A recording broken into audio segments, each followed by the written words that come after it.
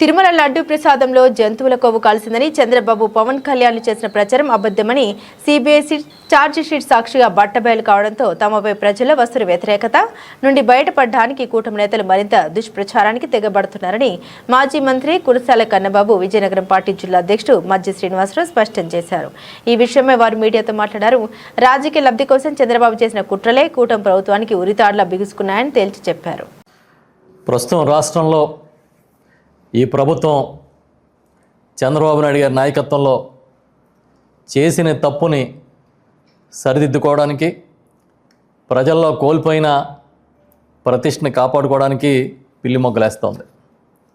చాలా దుర్మార్గంగా కలియుగ దైవం వెంకటేశ్వర స్వామిని వివాదాల్లోకి లాక్కొచ్చి ఆయన పవిత్ర ప్రసాదాన్ని అపవిత్రమని, అందులో జంతువుల కొవ్వులు కలిపారని పచ్చిగా మాట్లాడిన చంద్రబాబు నాయుడు ఈ రాష్ట్రంలో ఇంచుమించుగా అధికారంలోకి వచ్చినప్పటి నుంచి ఆ తర్వాత కొద్ది నెలల నుంచే ఈ దుష్ప్రచారానికి తెరదీశారు.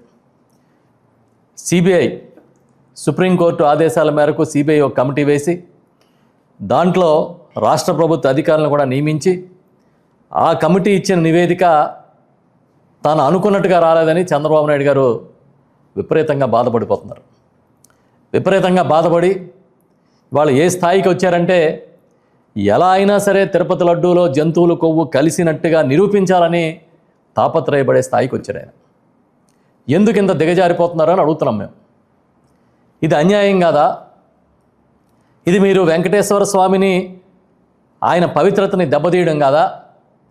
జగన్మోహన్ రెడ్డి గారిని దెబ్బతీయాలనే కుట్రతో అది సాక్షాత్తు కలియుగ దైవాన్ని మీరు కించపరుస్తున్నట్టు కాదా అని ప్రశ్నిస్తున్నాం.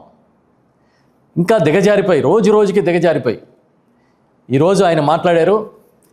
ఒక ముఖ్యమంత్రి స్థాయి వ్యక్తి మాట్లాడని మాటలని మాట్లాడాడు ఆయన. ఆయన అంటారు బాత్రూముల్లో వాడే కెమికల్స్ తిరుపతి లడ్డూ ప్రసాదంలో కలిపారు అని మాట్లాడుతున్నారు. ఇంకెంతకన్నా దిగజారుడుతనం ఉంటుందా?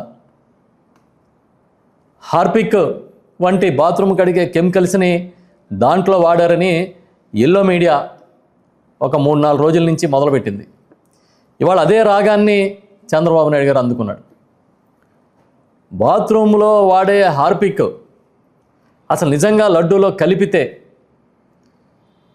అసలు ఎవడైనా సరే బతికుంటారా? తిన్నవాడు ఎవరైనా సరే అనారోగ్యానికి గురి కాకుండా ఉంటాడా? ఇంగిత జ్ఞానం కూడా లేని విధంగా ఈ ప్రభుత్వం ప్రచారం చేస్తుంది.